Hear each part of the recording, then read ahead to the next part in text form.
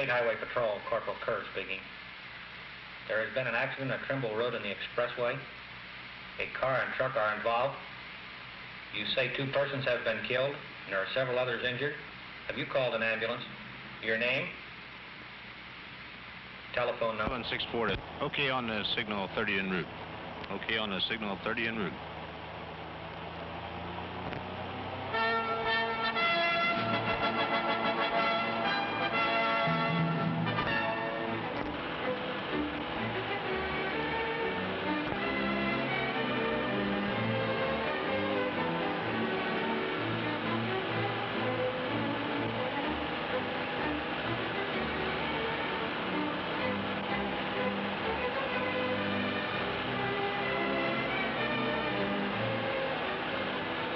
Signal 30, the code that has a morbid meaning to the men of the Ohio State Highway Patrol.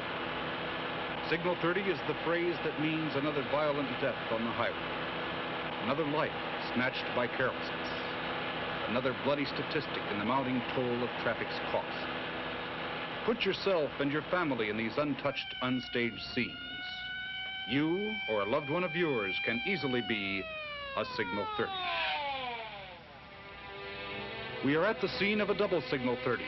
2 lives have been lost, wasted because of the senseless violation of a simple, easy-to-obey traffic regulation.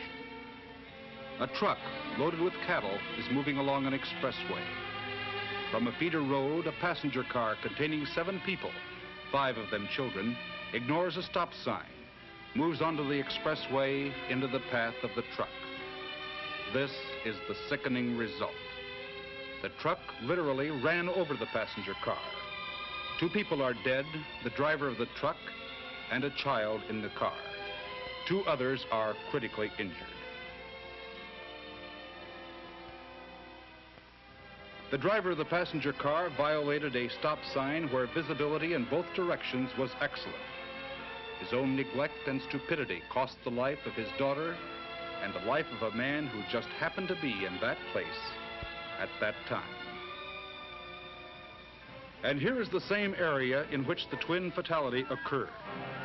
Only a few are paying attention to the red octagon, which is the universal signal for stop. Even boys on their bikes pump blissfully across the highway with no thought as to the meaning of the stop sign. What prepares a state highway patrolman for his exacting job? First, a period of rigid training. There is work in the classroom that covers law, situation, and procedure. There is physical training to sharpen the already splendid condition of the candidate. But something more must be there even before training starts. A spirit of dedication to the job that must be done.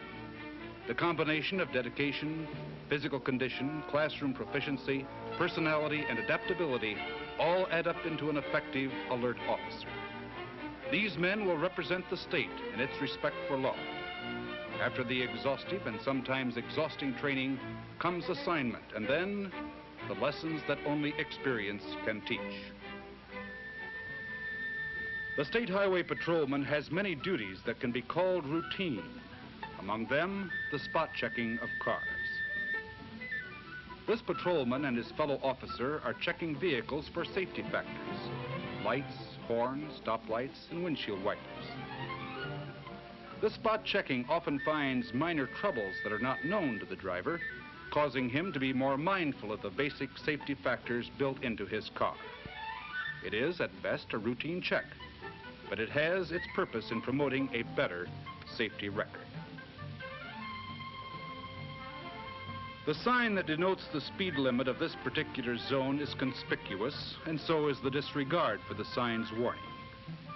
The truck is ignoring it, and the result of such futile carelessness teaches a grim and grisly lesson. 2 trucks are approaching each other. One is laboring up a hill. The other is moving at least 20 miles per hour faster than the legal posted limit. A minor fender bender has occurred at the bottom of the hill. When the truck driver sees the minor crash, he hits his brakes. The fully loaded semi-trailer jackknifes into the path of the slow-moving truck. This is the raging, furious result. 2 men are dead because one of them was too smart to obey a speed limit warning. While one of the drivers burned to death in his cab, the other was blown through the floor of the cab of his truck by the force of the explosion that followed the initial impact. His body could not be removed until the fires had been extinguished and the wrecked trucks separated. You've seen the blackened body of a dead man in a horrible death, far from family and friends and even farther beyond help. And you see the beginning of a final ride as one of the drivers is carried away, a mass of charred flesh. Had the speeding truck driver observed the 45-mile-per-hour speed limit, there would have been a plus safety factor. There would have been no death. How many ifs dominate your driving habits?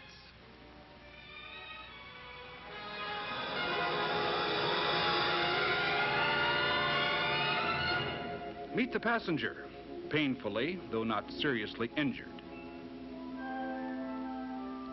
Now, meet the driver, bumped about considerably, but surprisingly healthy. The driver of the car lost control of the vehicle. The car skidded 165 feet off the right side of the road, hit an embankment, went 27 more feet, rolled end over end for 108 feet, knocked down a fence, rammed into a post on which several mailboxes were mounted. The crossbar is seen piercing the car as it narrowly missed the driver and the passenger on the way to the left rear door.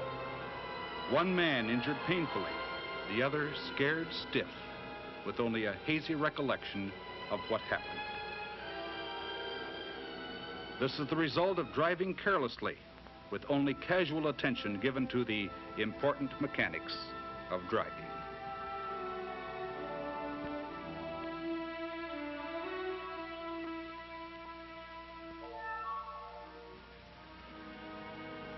A railroad crossing and a pickup truck are the basic ingredients here. When the freight train hit the panel truck, the gasoline in the truck exploded and turned it into a funeral pyre for an aging, hard-of-hearing farmer. In spite of warnings and education, the toll taken at rail crossings remains foolishly high. Probably the most needless among many unnecessary ways in which to meet death.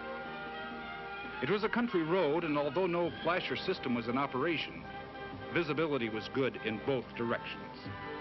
The engineer of the train saw the truck approaching and sounded his whistle some 500 yards from the crossing. The elderly farmer who moved carelessly onto the tracks probably never saw, much less heard, impending death. Rail crossings, wherever they are, carry a responsibility to the driver of a car. The responsibility of extreme caution. So the sickening, stiffened, charred mass that once was a man is removed. Every accident has at its base a violation of a traffic rule. Reckless operation of an automobile opens up a multitude of driving sins. Here on a state route, whether by speed or other causes, the driver loses control of his car. The vehicle rolls over, throwing the driver out and pinning him under the wreckage. Death most certainly has resulted from all appearances. 20 men are careful in lifting the car bodily because it is feared that rolling the car over might aggravate the injuries of the victim, if indeed he is alive. The 20 men hold the car up while others gently remove the body. But a guardian angel hovered close to the man. He was found to have only serious injuries, nothing fatal. He lived to tell about it. Did he boast of beating death? Well, perhaps we don't know. Maybe he lived to tell others of the folly of driving recklessly. Maybe he was spared so that he could tell others that traffic laws are effective weapons against death and injuries only when they are obeyed.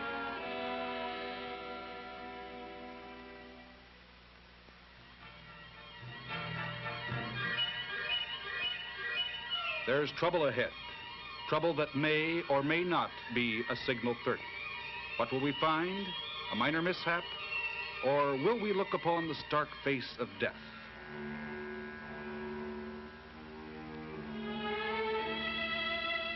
A 17-year-old boy driving a red convertible comes over a hill crest and rams into a red hardtop that came out of a side road.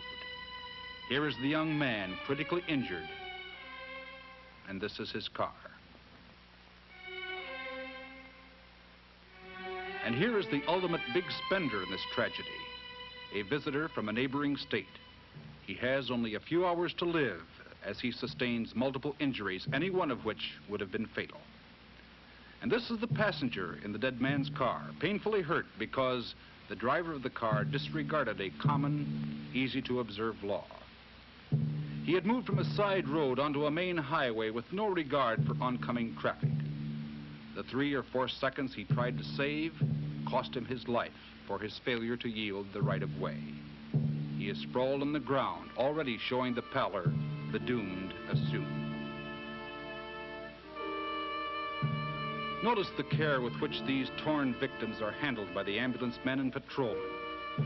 These men are using far more care in their work than the drivers of many cars show in their own driving habits.